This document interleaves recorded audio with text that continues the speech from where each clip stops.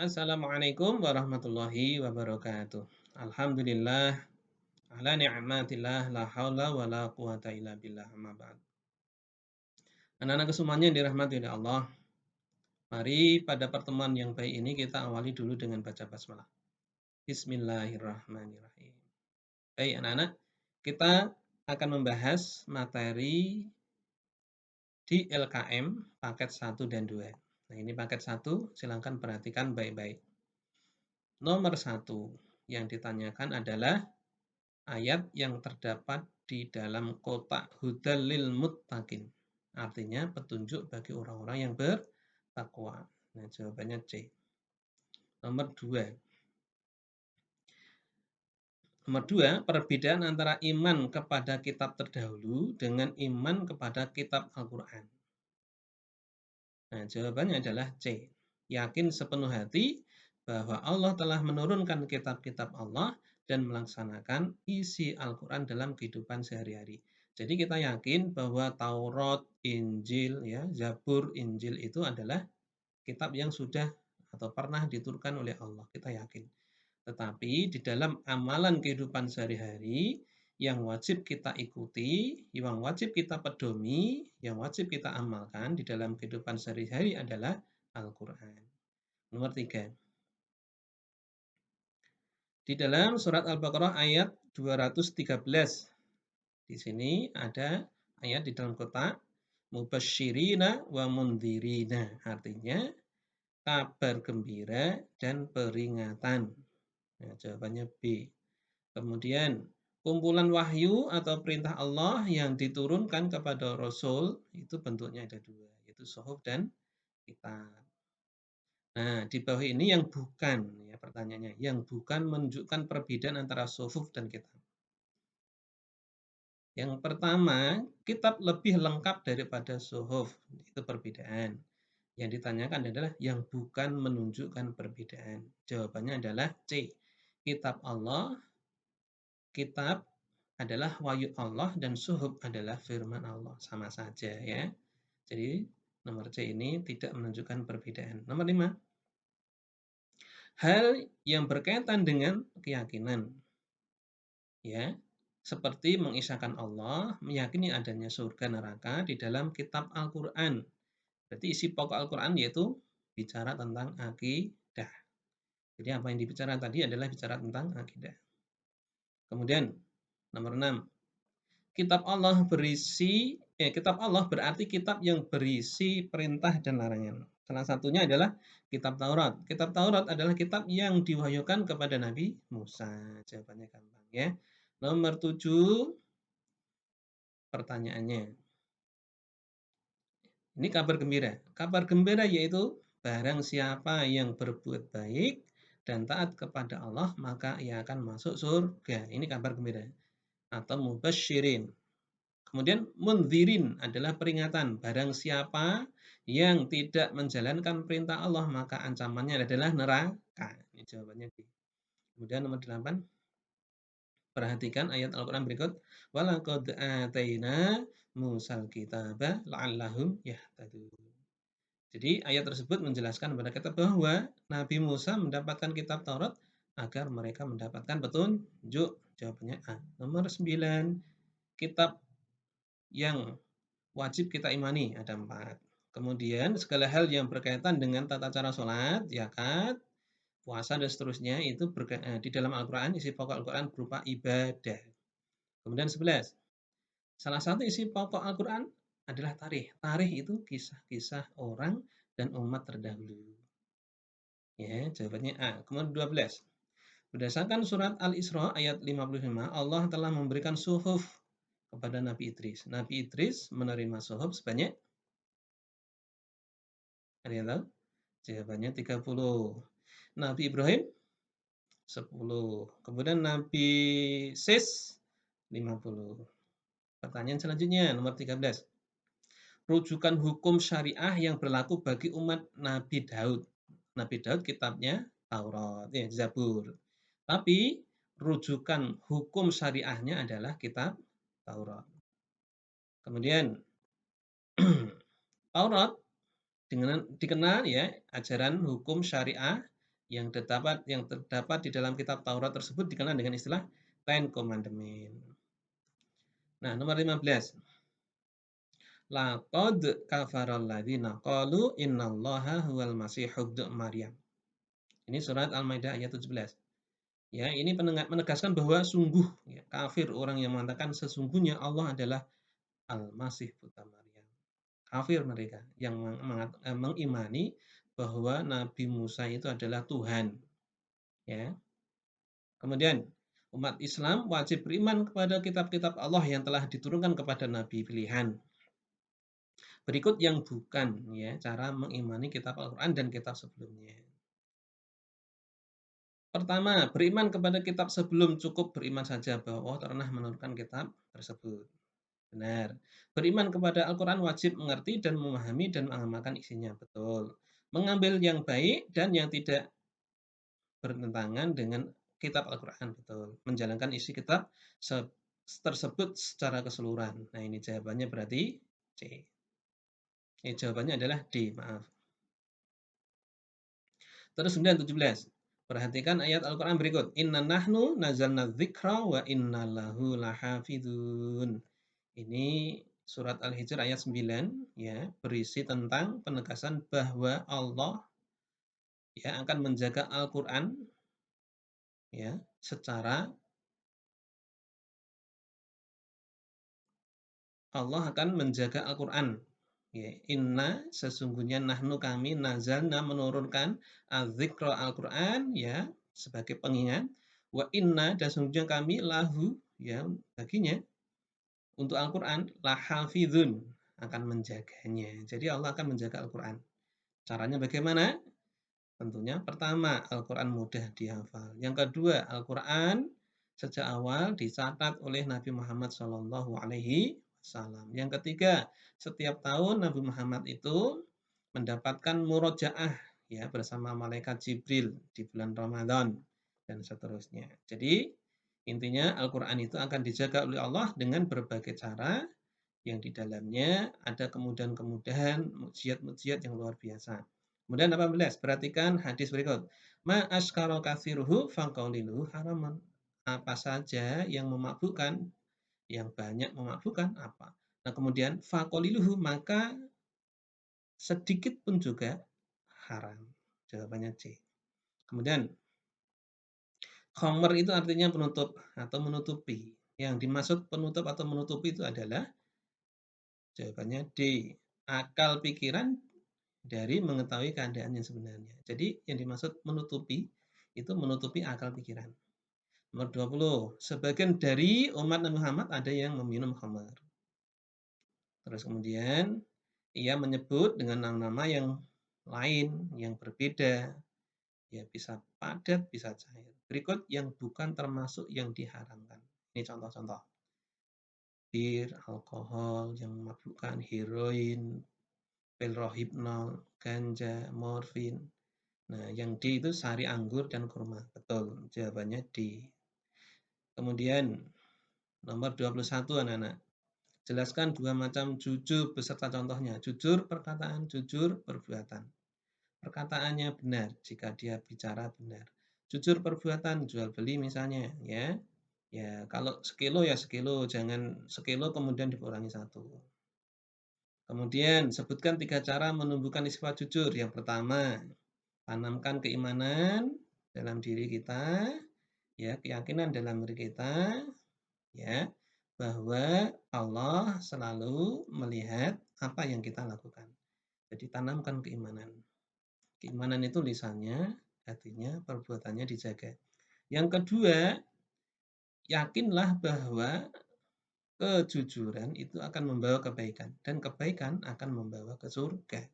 Yang ketiga, yakinlah bahwa bohong itu bagaimanapun usaha kita menutupinya itu akan terbongkar. Nah, kalau sudah terbongkar bikin susah.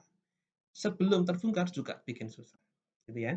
Kemudian sebutkan 3 contoh perilaku yang mencerminkan kejujuran seorang murid dalam lingkungan keluarga. Ya, silakan disebutkan. Kasih SPP dititipi oleh mama papa ya kasihkan ke pihak sekolah. Kemudian jika orang tua itu memiliki sesuatu barang yang menarik dan itu hak orang tua ya jangan diambil. Kemudian yang ketiga tidak mengambil uangnya ya walaupun kita tahu di mana tempatnya. Kemudian yang kedua, yang ke-24 maksudnya, sebutkan 2 contoh perilaku yang mencerminkan kejujuran seorang murid dalam lingkungan sekolah. Ini mah gampang anak-anak. Di sekolah itu yang penting tugas dikerjakan sesuai dengan perintah dari guru. Misalnya ulangan, silahkan anak-anak kerjakan ulangan ini tanpa membuka buku, ya jangan membuka buku. Silahkan anak-anak tugas ini, ulangan ini dikerjakan tanpa mencontek, ya jangan mencontek. Seperti itu ya. Kemudian jelaskan pengertian adil, baik secara bahasa dan istilah. Adil secara bahasa itu seimbang, ya, balancing, seimbang. Kemudian adil menurut istilah yaitu kita memberikan hak kepada orang lain tanpa dikurangi sedikit pun atau ditambah ya hak-hak tersebut. Nah, kalau misalnya mengurangi hak orang lain itu tidak boleh. Kalau menambah ya, kalau itu hanya sekedar bahwa itu kebaikan yang kita berikan kepada orang lain, boleh itu sifatnya. Tetapi di sini maksudnya adalah adil, adil bagi semua. Jadi taruh misalnya ada A, B, C, D. Jadi kalau misalnya mereka punya hak yang sama, ya jangan dibedakan haknya. Maksudnya seperti itu. Jadi kalau yang satu mendapatkan 10 karena statusnya sama, ya dapat 10 semua. Nah, di luar itu seandainya kita ingin memberikan tambahan, berarti di luar hal yang berkaitan dengan adil. Kalau adil sudah kita laksanakan, jos. Ya, seperti itu ya. Kita lanjutkan pakai dua, anak-anak. Nomor satu, perhatikan kitab hadis berikut. Perhatikan hadis berikut ya. Kullu muskirin khamrun. Setiap yang memabukkan itu adalah haram. Ya, jawabannya B. Kemudian yang kedua, perhatikan hadis berikut. Al-khamru ma khamarul akla. Khamr adalah hal yang menutupi akal. Jawabannya D. Nomor 3. Perhatikan Al-Quran surat Al-Baqarah ayat 195 berikut. Wala tulqu bi'aitikum ila tahlukah wa ahsinu innallaha yuhibbul muhsinin. Jawabannya adalah B. Janganlah kamu menjatuhkan dirimu sendiri ke dalam kebinasaan. Wala tulqu bi'aitikum ila tahlukah wa ahsinu dan berbuat baiklah kalian. Sesungguhnya innallaha yuhibbul muhsinin. Mencintai orang-orang yang berbuat baik. Nomor 4. Perhatikan hadis berikut. Innama bu'ithu liutamima solihal akhlak. Nah, ini sesungguhnya aku di sini adalah Rasulullah diutus menyempurnakan akhlak yang baik. Jawabannya A nomor 4. Nomor 5. Perhatikan. Surat Al-Qur'an ayat An-Nahl ayat 67. Wa min samaratin nakhli wal a'nab. Ini berarti kurma sama anggur. Tatakhidu minhu, ambillah darinya syakaron ya. Tatakhidu, kalian mengambil darinya itu ya, digunakan untuk syakaron, minuman yang memabukkan. Wariskon ya, rizkon itu rizki yang baik, hasana yang baik. Nah, di sini dijelaskan bahwa buah-buahan yang berupa kurma sama anggur itu bisa diambil di dalamnya minuman ya yang memabukkan dan di dalamnya rizki yang baik. Nah, minuman yang memabukkan ini adalah ujian bagi manusia. Bisakah dia mencegah ya perbuatan yang dilarang tersebut? Sesungguhnya inna fi dzalika laayatan liqaumi ya'qilun. Sesungguhnya hal yang demikian itu terdapat tanda-tanda bagi kaum yang berpikir, kaum yang memiliki akal. Jawabannya A. Minuman keras di samping memabukkan juga menghilangkan akal. Pertanyaannya kan bukan kandungan. Kandungannya anggur, kurma, buah-buahan yang bermanfaat bagi kehidupan manusia. Jelas. Usaha manusia yang menggunakan anggur, kurma untuk membuat minuman keras ini nih. Tatakhidu minhu syakaron. Kemudian kecerdasan manusia dalam memanfaatkan anggur dan kurma untuk meminum minuman keras. Ya sebenarnya itu cerdas, cuma tidak mendapatkan petunjuk. Ya, gitu ya. Nomor 6. Perhatikan ya Al-Quran surat Al-Baqarah ayat 219 berikut. Yas'alunaka 'anil khamri wal maisir qul fihima itsmun kabirun wa manafi'un linnas wa ismuhuma akbaru min naf'ihima. Jadi pertanyaannya, kandungan ayat tersebut ya, khamr dan judi terdapat dosa yang besar ya dari manfaatnya bagi manusia. Jadi dosanya lebih besar dari manfaatnya. Jadi jangan dilaksanakan. Apa itu? Al-khamri, khamr, minum-minuman khamr, berarti minum-minuman keras. Wal maisir, berjudi, ya. Jangan minum minuman keras, jangan berjudi, karena di dalamnya terdapat dosa besar. Dosanya itu lebih besar daripada manfaatnya. Nomor 7.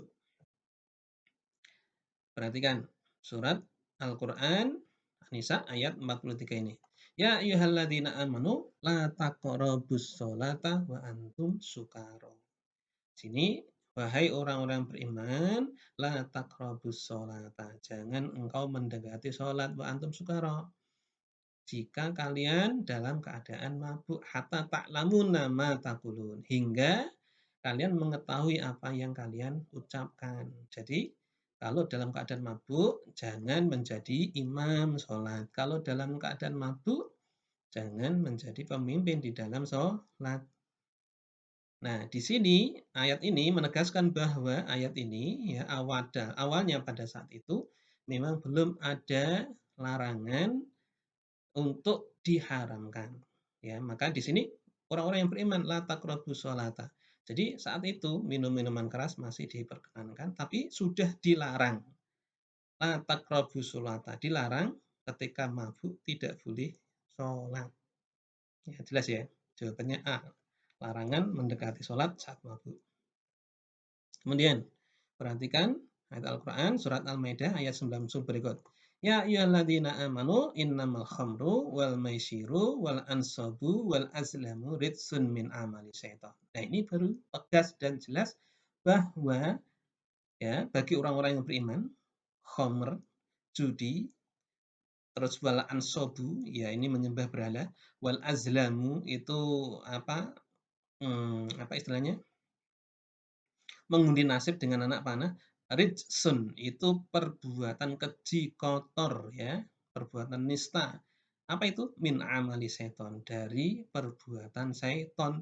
Jadi kesimpulannya khamr, judi, menyembah berhala, mengundi nasib dengan anak panah adalah perbuatan syaiton, kotor ya, perbuatan rijsun, perbuatan keji dari perbuatan syaiton.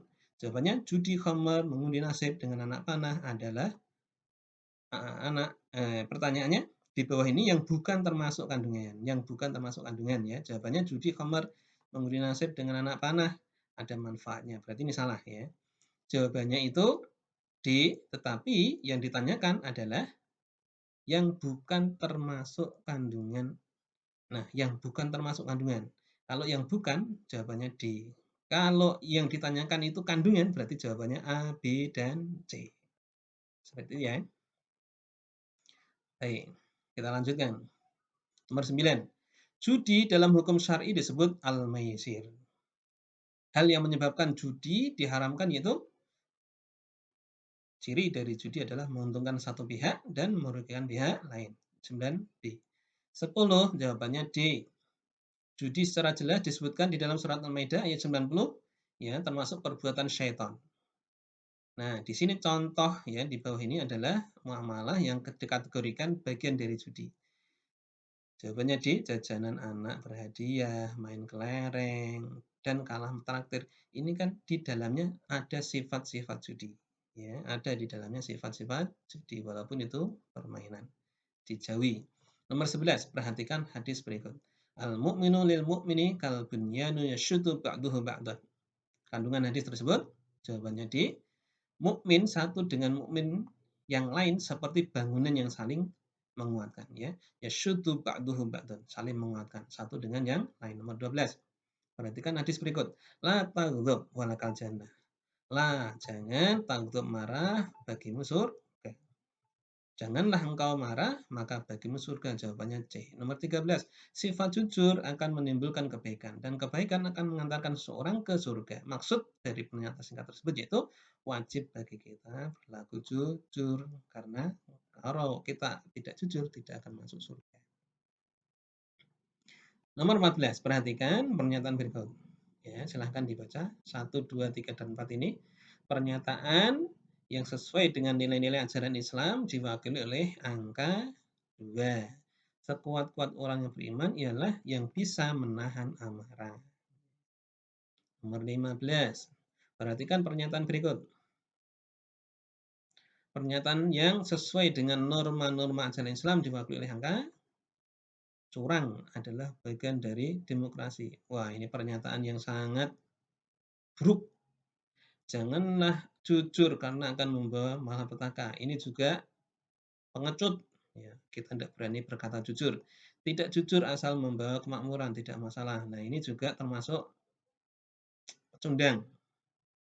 Nah, jawabannya 4. Barang siapa curang, maka ia bukan dari golonganku. Lah, ya, barang siapa curang, maka ia bukan dari golonganku. Kemudian nomor 16. Seorang anak pulang terlambat ke rumah karena bermain. Kemudian dia berkata jujur. Apa akibatnya? Jawabannya B. Kejujuran akan membawa kepada ketenangan. Jadi orang yang jujur akan membawa ketenangan. Tidak masalah seandainya orang tua kemudian marah. Tapi marahnya itu mungkin karena keterlambatan, bukan karena kejujuran kita. Nomor 17. Perhatikan hadis berikut. Allahumma inni as'aluka lisanan shadiqa. Jadi doa agar selalu diberi lisan yang jujur. Jawabannya B. 18. Perhatikan pernyataan berikut. Silakan dibaca 1-4. Pernyataan tersebut yang menunjukkan adil terhadap Allah. Ya, tentunya jawabannya adalah 1. Menjalankan perintah Allah dan menjauhi larangannya. Kalau menepati janji kepada orang lain berarti kepada manusia. Kalau istirahat dan makan dengan teratur berarti terhadap diri sendiri. Merawat tanaman dan pepohonan berarti adil terhadap makhluk Allah lainnya. 19. Perhatikan hadis berikut. Idza hakamtum fa'dilu. Ini kalau kita menjadi orang yang menentukan sesuatu. Bisa jadi hakim, bisa jadi orang yang mendapatkan penghargaan untuk memberikan nasihat, maka hakamtum fa'dilu. Maka adillah ketika menentukan sebuah hukum. Jawabannya C. Nomor 20, jujur perkataan dan perbuatan.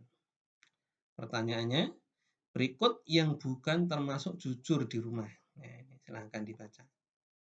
Jawabannya D, menyembunyikan nilai yang jelek agar orang tua tidak sedih dan susah. Ya, itu tujuannya agar tidak sedih dan susah benar, tetapi pernyataan yang pertama salah ya.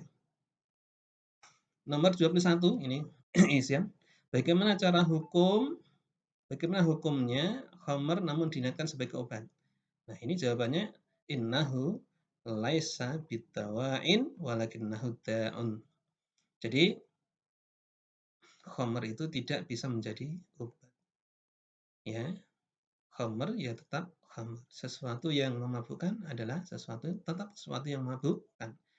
Sesungguhnya khamr itu bukan bidawa, bukan obat, walakinnahu da'. Nah, ya, walakin akan tetapi dia adalah penyakit. Kemudian nomor 22. Sebutkan siapa saja yang dilaknat oleh Rasulullah berkaitan dengan khamr itu. Tentunya yang dilaknat oleh Rasulullah berkaitan dengan khamr adalah yang menyediakan bahan-bahannya, yang menanamnya, yang membelinya, yang membuat minumannya, yang mengedarkannya, yang mengkonsumsinya, dan seterusnya. Yang membelinya, semuanya mendapatkan laknat dari Allah Subhanahu wa taala. Kemudian nomor 23, jelaskan pengertian judi. Judi adalah transaksi dua belah pihak, namun transaksi tersebut menguntungkan pihak satu dan merugikan pihak lain. Ya, itu namanya judi. Nah, jelaskan dampak perjudian menurut Al-Qur'an surat Al-Maidah ayat 5. Nah, surat Al-Maidah ayat 90, maaf. Surat Al-Maidah ayat 90. Ya ayyuhalladzina amanu innamal khamru wal maisiru wal ansabu wal azlamu rijsun min amali syaitan. Fajtanibuhu la'allakum tuflihun. Jadi orang-orang yang melakukan perbuatan yang mabuk, judi, ya, menyembah berhala, menguji nafsu dengan anak panah, mereka setelah berbuat keji, berbuat kotor, karena semua itu adalah amal dari syaitan. Nah, kemudian mereka bukan termasuk orang yang beruntung. Ya, la'alakum tuflihun. Fajtanibuhu, jauhi ya perbuatan-perbuatan tersebut supaya kita apa? Supaya kita beruntung. Jadi kalau mereka yang melakukan ini berarti tidak beruntung. Kemudian yang terakhir, sebutkan 5 cara mengendalikan amarah. Ya, silakan dibaca ya. Sudah Pak sampaikan, Pak tulis di sini. Ya, cara mengendalikan amarah pertama mohon perlindungan kepada Allah. A'udzu billahi minasyaitonir rajim. Bismillahirrahmanirrahim. Ta'awud ya, berlindung kepada Allah dari godaan syaitan. Ya, ciri syaitan itu tercipta dari api, ya, maka doa itu adalah obatnya. Ya, mohon kepada Allah dengan doa. Karena dia ciptakan dari api, yang menciptakan adalah Allah, maka kita mohon perlindungan kepada Allah. Kemudian diam, ya, jaga lisan kita. Yang nomor 2. Jadi diam, jaga lisan kita. Gak usah ngomel, gak usah menanggapi, sehingga emosi yang muncul. Yang nomor 3, jika di dalam kondisi berdiri, maka duduk. Nah, kalau duduk tidak bisa meredam, berbaring. Berbaring masih belum bisa meredam, ambil air wudhu. Kemudian laksanakan sholat. Nah, di samping itu disuruh mandi. Bolehlah, tidak masalah, biar seger. Kemudian yang keempat, tahan amarahmu. Karena apa? Innallaha ma'as-sabirin. Innallaha ma'as-sabirin. Sesungguhnya Allah bersama orang-orang yang sabar. Jadi menahan amarah bagian dari sabar. Baik anak-anak, demikian yang bisa Pak sampaikan.